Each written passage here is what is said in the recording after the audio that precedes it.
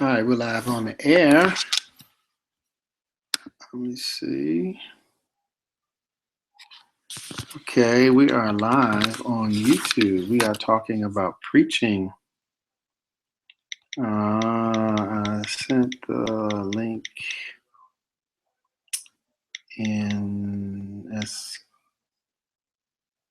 SKYPE.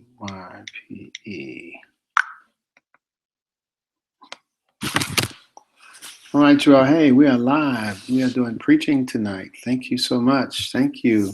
Thank you so much for joining us. There's one viewer. There are three viewers. We bless God tonight. We bless God tonight. Thank you so much. I'm so excited. We finally got this. We got three people on. I am fired up and ready to go. So, how are you all doing tonight? How you all doing tonight? We are you all still having problems with the chat? Y'all still have trouble with the chat? Look on the left side. Have you got the new link? I see three viewers. So we're talking about preaching tonight. Thank you for joining us. We are tonight, allowing a public broadcast. I do a webinar for a preaching class. We have an online coaching program, and in this program, we send out lessons, and our students will go through the lessons, and then in the midst of the lesson, I then do a webinar. So like tonight, so we talk about various things, various parts, and various pieces. So tonight we are especially excited. We're sharing for the first time. So we're sharing from this book. It's called Preaching as Celebration, and it has all of the, if you're interested, you can get it at drfrankathomas.com, drfrankathomas.com. So thank you so much. Tonight, preaching. We're talking about preaching. One of the things about great preaching is it takes a tremendous amount of work, just a tremendous amount of work to do wonderful and to do fabulous preaching. It takes a tremendous amount of work. One of the lessons that I consistently teach is that to really excel at preaching, you have to be dedicated to it. You have to be dedicated to it. And so part of being dedicated is taking courses, taking classes. Part of being dedicated to it is really being intentional about treating it as an art and a craft and as a science. And so I often will give, this analogy that, for example, what we do in preaching is, shape the container. The water inside the glass is the living water, the gospel of Jesus Christ. And so because we shape the living water, we shape the glass. We shape the glass. We shape. Hold on a sec. Let me check to see what my viewers and see what in the world is going on. Are you all on? I am BROADCASTING. Okay. All right. I got three viewers. So what we do is called homiletics, and homiletics is about the art and the craft and the science of preaching. And so the analogy that I often use so very often is that if you can picture just this glass, and I want you to imagine that there's water inside this glass. And so what I do as a homiletician or a person who teaches preaching is to help people shape the glass. We don't make the water in the glass. That's the gospel of Jesus Christ is the water. But we help shape containers by which people can drink, right? So we drink because a glass, has been formed and shaped, and that's what preaching and that's what homiletics is.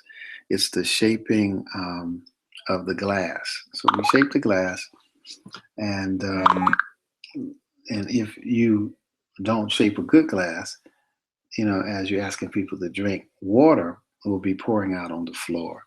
So homiletics, or the art and craft and the science of preaching, is about the shaping of a glass, of a container. We don't make the water. God makes the water. The Bible, the word of the message of God is the water. And then because we don't make the water, the gospel is the water that people drink. We simply try to shape a container. So I say that, when I was growing up, my mother had two sets of glasses. One was the china case, the stuff that they'd only pull out during Thanksgiving, Easter, and Christmas. Um, um, so um, we couldn't drink out of those except Thanksgiving, Easter, and Christmas. Then we had jelly jars that were everyday glasses we drink out of every day. So now, if I went to a very fine restaurant, and in that very fine restaurant, they pulled out jelly jars, I would be upset. Likewise, if I saw kids running through the house at the family dinner with fine china, just running, then so it's important to understand what kind of glass, what kind of container that you're shaping so that people can receive the gospel. That is so very important. So that's what we do. Is somebody's chat function working? Somebody send me a chat and let me know. Let me know that you're working. Let me know. Let me feel you. Let me feel you. Let me feel you. So what we do is we present lessons, and there are 6 critical lessons that we present out of this book. I'm going to read them to you just in case. I'm going to read them to you. Excuse me, let me find the page. It was real close. I had my finger right to it, but somehow. Oh, here we go. We think there are 6 basic principles to celebrative preaching. The first is core belief. Second is universal human experience. The third is experiencing the sermon through images and sense appeal. The next one, the fourth, is situation, complication, resolution, and celebration. The next is the preaching worksheet and the behavioral purpose statement. And the last is celebration. So let me say a little bit about each of those for tonight's lesson. That in my experience in teaching preaching, it's hard to preach if you don't know what you believe. And much of what I do in my classes is spiritual formation, helping people to come to know what it is they most deeply believe. And so if you don't know what you believe, it's hard to preach the gospel because you don't know what you believe. First, you have to believe the gospel, and it's very difficult to give people a gospel that you don't deeply believe. So we do a lot of work around what's your core belief? What is it that you most deeply believe about the character of God? That's what core belief is. Then we teach something called the universality of human experience, the universality of human experience. What we mean is that there are universal human experiences that we all have. So we start with ourselves and what we experience, and we push it deep enough and it goes universal. So if I, as an African American male, if I'm having fear and I push it deep enough, I find that fear is universal. Now, everybody might not be afraid of what I'm afraid of, but everybody knows what fear is. The third thing is experiencing the gospel through images and sense appeal. If you do not know how to handle images to stimulate sense appeal in the hearer, they have no way to connect with the sermon. This is why story is so powerful in preaching, because they'll say, paint the picture, preacher, paint the picture. That means people can see it. And when they can see it, their senses, get stirred, and they can then identify with the message. Then fourthly, situation, complication, resolution, celebration is structure of the sermon. What's the situation in the text? What's the complication? What's the resolution? And what's the celebration? Situation, complication, resolution, celebration. And if you structure your sermon that way, you'll be very easy to hear. Then, third, the number 5 is the preaching worksheet and the behavioral purpose statement. That we believe that people should have a behavioral purpose of a sermon. You should not get up and just do a sermon and don't know where you want to go and how you want to land. So, for example, when I fly, I want to know that the pilot has filed a statement with the FAA. And the statement that the pilot has filed becomes the flight plan. Likewise, every sermon should have a flight plan. The preacher should know, in essence, where they're going, how far they're going to take the people up, where they're going to land. We call it the behavioral purpose. I propose to show this to the end that the hearers will be or do that. And then finally, celebration. That celebration is the great joy when we experience the good news. In other words, there's some situation, there's some complication, there's a resolution, and then there is some celebration. We're excited. We celebrate the word of God. We celebrate the victory of God, the joy of God. So those are the 6 principles of celebration. And we spend a tremendous amount of time just in our classes teaching and preaching, making sure that we continue to explore and explore and explore these 6 principles. I am texting just to see what's going on. So that's mostly what we do, because I believe that if you continue to practice and practice and practice these 6 principles, you will master them. And there's something very critical about mastering method. Now, my analogy is pretty similar to a musical analogy. When you start music lessons, the first thing that they start you with is the scales.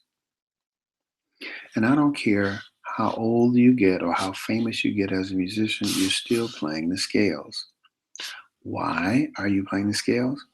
Because the scales are the fundamentals. They're the fundamentals of music. And if you master the fundamentals, you become a high quality musician. So you play them over and over and over and over again, still practicing the scale, getting the fingering down, still practicing the scales, getting the fingering down, still practicing the scales.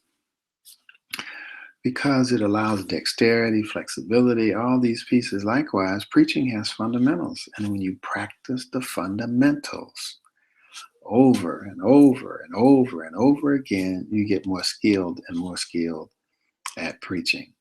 We believe that in the celebrative method, there are 6 fundamentals. I just read them to you. I'll read them again. Core belief, the universality of human experience, experiencing the sermon through images and sense appeal, situation, complication, resolution, celebration, the preaching worksheet and behavioral purpose statement, and finally, celebrations. Finally, celebration. Finally, celebration. Finally, celebration. So those are what we do in our class. We have an online coaching program. It's at preachingatcelebration.com. You have more interest in it, preachingatcelebration.com. You can go there and you can see what we have. We would absolutely love to have you. And what we do is talk, and tonight try to keep ourselves we're having technical difficulties here and there. I see 5 viewers. Thank you so much for paying attention.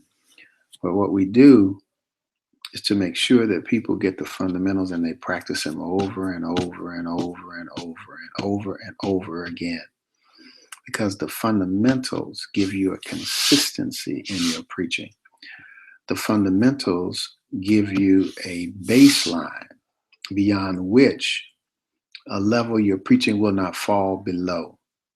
And that's very important in preaching. It gives you a kind of consistency. Method also shortens your preparation time. It shortens your what I mean by shortening your preparation time is, as you continue to master method, you get a sermon preparation process. You're not all over the place, here and there. You learn how to synthesize information through the preaching worksheet. Some people have do all this homework, all this exegesis, they have all this information. They don't know how to synthesize it. The preaching worksheet helps you to synthesize it, so that what I discovered is the better you are at method, the more your preparation time begins to shorten. Now, it doesn't go below a certain point, because to do a good sermon, you've got to have a certain, basically 10 hours or so. At least that's what I got to. Some people say a sermon, an hour of preparation for every minute in the pulpit. But I found that my life was too busy as a pastor and I couldn't keep that. So I had to learn how to shorten it. And when I shortened it, then it helped me to, prepare faster and better. And so I really got this by trial and fire, which I mean is I'm working on Sunday sermon and then somebody dies. So now I got to do a funeral on Friday. Then I'm doing a banquet for the NAACP on Saturday.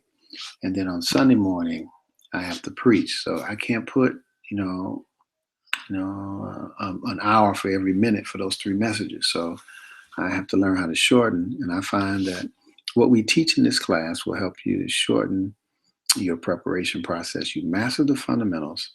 You master a solid preparation process, sermon preparation process, and you'll be able to get effectively.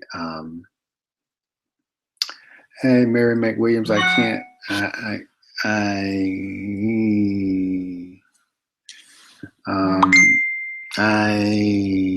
He can see you. Yes, I believe it will shorten. So, I think that if you're really committed to your preaching, if you're really committed and you really want to be a high quality preacher, you're going to have to master fundamentals. You're going to have to master a method. You're going to have to master a sermon preparation process. And you're going to have to be dedicated to the craft for a very long time. It takes a very long time to learn. I remember I did in 1986 when I was a very young preacher, 20-something. I went up to New York to take a preaching class with Dr. James Forbes. When I took this preaching class with Dr. Forbes, he said that you don't even begin to preach until you get 45.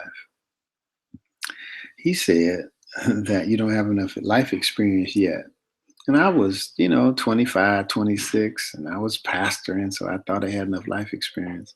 But when I got 45 and got older, I began to understand he's right. I didn't have enough preaching experience. Now, that's not to say that you can't preach till you're 25, at 25, at 26, 27, 28. No, that's not what I'm saying. What I'm saying is that life experience deepens your preaching. Life experience deepens your preaching. You have to go through some things. You have to experience some things. It deepens your preaching.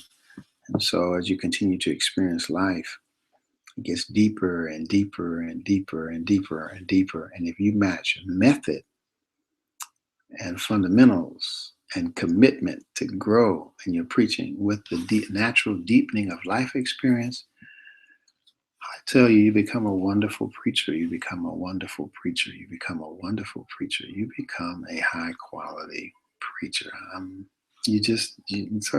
encourage you.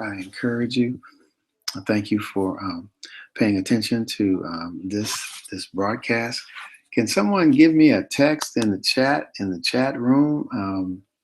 I'm going to put up something. I'm going to put up a psalm and see can you all read that because it.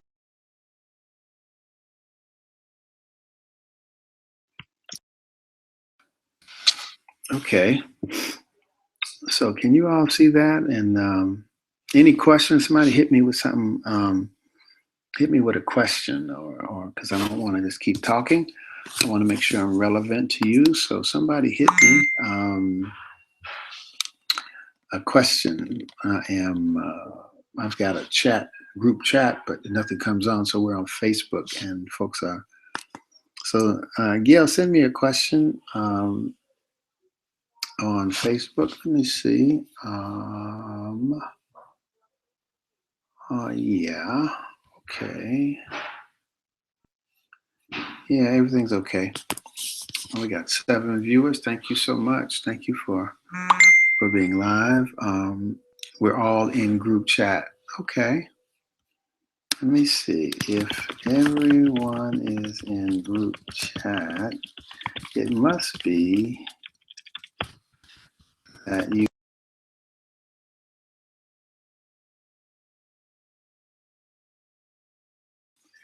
Okay. All right. All right. So, any questions? I can see Mary and Leonard. Let me see. Who do I see? Uh-huh. How about any questions? Anything anybody want me to respond to? Questions? Anyone?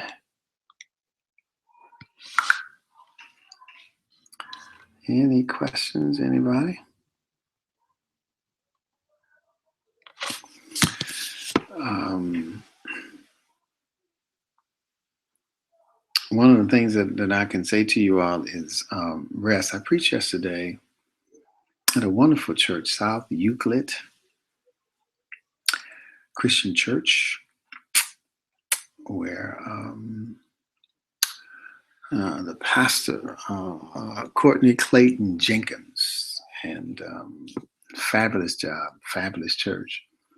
And I flew yesterday, and the plane got delayed, so I didn't have time to go by the hotel. So I ended up going directly to the church, and they got me some food, and I tried to preach, and I was exhausted. When I hit the pulpit, I was exhausted. No, I didn't have any rest, just, because I flew, left home at 10, got to the airport, and then I had to transfer in Atlanta. The flight was delayed. They rerouted me. I got to Cleveland, and they picked me up. They took me to the church. Um, My question, Gail says, is around emotional process. What, Gail, are you struggling with in terms of emotional process? Tell me, and I'll help you with that. So one of the things that's very important to preaching, I learned, is rest. God, you got to get some rest if you're really going to be effective. And you really got to get some rest. So I needed to go by the hotel, take a shower, take a quick nap, change clothes, get myself situated, and I did none of that. And I think it affected, though, she said, Pastor Courtney Clayton Jenkins said it was fabulous. You did a fabulous job.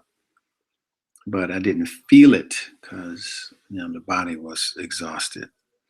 So when you say you struggle with emotional process, tell me about that. Tell me about that. Tell me about it.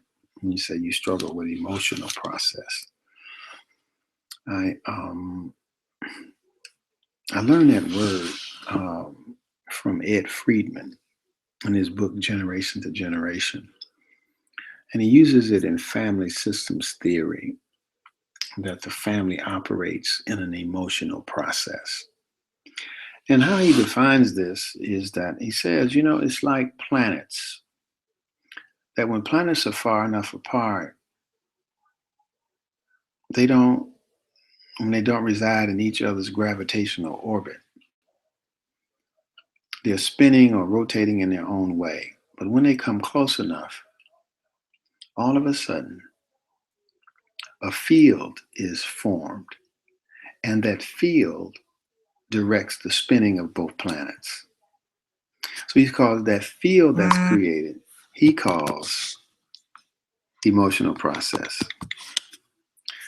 So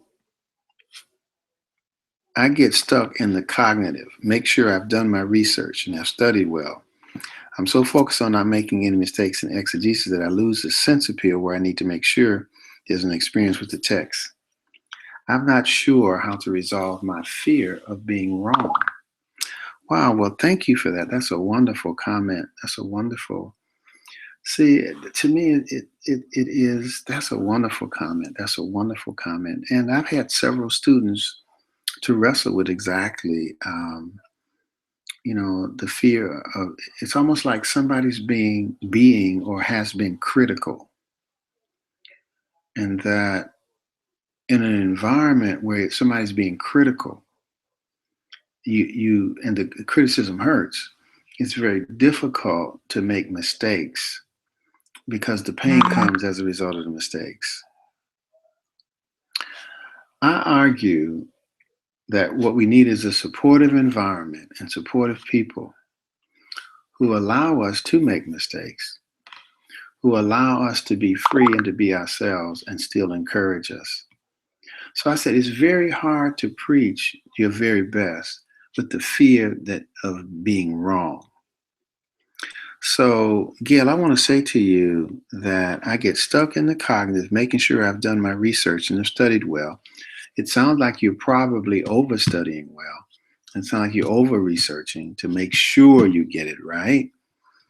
And then I'm so focused that I lose the sense appeal. I understand that. I understand that. So I'm trying to think through what it is, how to lose that spirit. Um, and I would ask you, and you don't have to respond to, is it a spirit of perfection or is it a spirit of critique based upon past experiences in your life when you were trying to do something? Or I don't know. It could be perfection. It could be, and and and you can do exegesis forever. You'll never get exegesis 100% right. You only can do enough to feel confident that you've done a good job and that you know what the text means. So, says Gail, feel free to post your comments on the video. It'll help others on the video call. So, Gail, can you post that on it? Can you post stuff on the? I'm not sure, but probably perfection. Okay, so you're trying to preach the perfect sermon. Is that correct?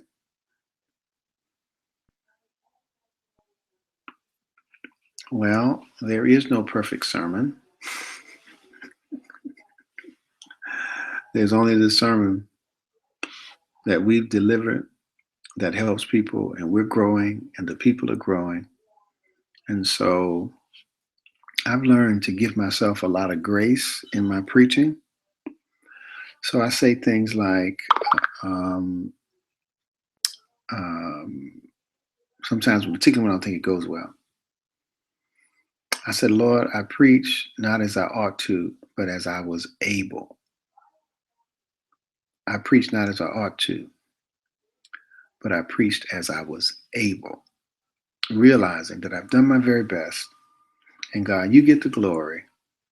And then all of a sudden, sometimes when I really feel like I preach miserably, they said that was the best sermon I ever heard. People join the church, and then sometimes I think I was preaching. And then nobody does anything. So you never really know. So this whole question of perfection, um, how do you think you can let the perfection go such that you can have reasonable exegesis? Um, bring it down, bring it down. I am virtually certain that you're doing overkill. I'm virtually certain that you're doing so many hours of exegetical research. It's overkill. You can back it down and still be in good measure. So take your exegesis from 60 miles an hour to 40 miles an hour. You're still fast enough to do a good sermon, but perfection in preaching ooh, perfection in preaching will drive you crazy. Um, Anybody else? Keep you all. Thank you for viewing this. Keep talking to me. I'll stay on as long as there are questions or comments, and then when we don't have any questions or comments, I will end the call, and we'll figure out another time, and we'll figure out maybe potentially another venue of call. Maybe this Google Hangouts that we're in is not really working to help us do all that we really need to do. So we'll talk about that. And certainly my apologies to you all, to Gail and to Michael, who have been really trying to work to get on. And thank you for your patience. So any other questions or comments? Any other questions or comments? Any other questions or comments? Um,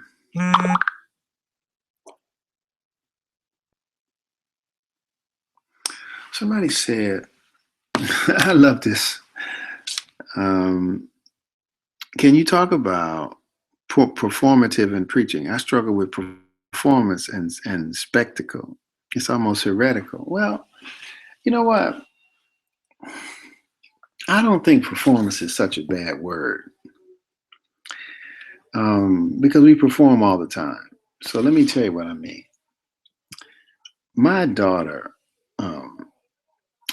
was she has her own personal style and business now. So she's quite a fashion, she's a fashionista and then she's a fashion critique. So she loves to critique my lack of fashion. So I went and I bought an Ashcroft, with the very fancy shirt, and then they put the cloth thing in it, and I was going out to church. She said, "Take that off," and I said, "What do you mean take it off?" She said, "You can't pull that off." So what do you mean I can't pull this off? She says, "You can't perform it." So I argue that we're performing all the time. So when I get ready to um, be a preacher, I put my robe on and I perform the rights and privileges that go with the robe. So sometimes um, when I come to class, I've got my sport coat on, and for preachers and for professors, a tweed. You've seen the routine, the tweed coat. So we perform all the time what we have on, and some people have a swag when they dress or they're performing the outfit. So I don't think anything is wrong with performance. Now, I think there can be unspiritual performance and there can be spiritual performance. I think there can be false performance, or I think there can be inappropriate performance. But if you just walk up there and did not say a word, you're still performing. So, performing for me is to convey a message either in your body, in your dress, in your words. I believe that the Word of God is performative, that God was made flesh and came into human form. And so I know that perform has a negative connotation given, like you don't really believe it, you're just putting on a show. That's not necessarily, I know that that's the temptation, but there's so much emphasis on being spiritual. So performance feels contrived. Can I tell you, I remember years ago, years ago, this will help you, years ago, I think. You remember the Phil Donahue show? You ought to remember that. Phil Donahue was an Irish Catholic who had a talk show. And so Father Stallings had just broken away from the Catholic Church, African American in DC, and broken away from Catholic Church and formed his own ministry. And so they went to commercial and they showed this clip of Stallings in a full hoop. I mean, he was twirling. I mean, performing, right? He was, he twirled and he, grabbed a mic and then, it's just a whole routine. They went to commercial and Phil came back and said, "Father Stallings, do you think it takes all of that? Does it really take all of that performance?" So he looked at Phil and said, "Phil, you're a Catholic. Does it take all that incense? Does it really take the Pope having the robes? Does it really the water? All of that's performance. It's performance, and I mean that in the best sense of the word. I don't mean that they're false and they're hypocrite. But there's no way for the word to be fresh if it's not performed. It comes alive in ritual. It comes alive in dress. So we wear clergy robes that are appropriate. We perform. So I know that word. I know that word has negative connotation. There's a chapter in They Like to Never Quit Praising God where I talk about performative preaching. And performance to me is to allow the word to come alive in your body, in your gestures, in your tone of voice, in your vocal cords, in your facial expressions, that somehow, if it's truly felt, that there is a natural performance. So I try to make my performance natural and not be manipulative of people. So there's, I'm performing now.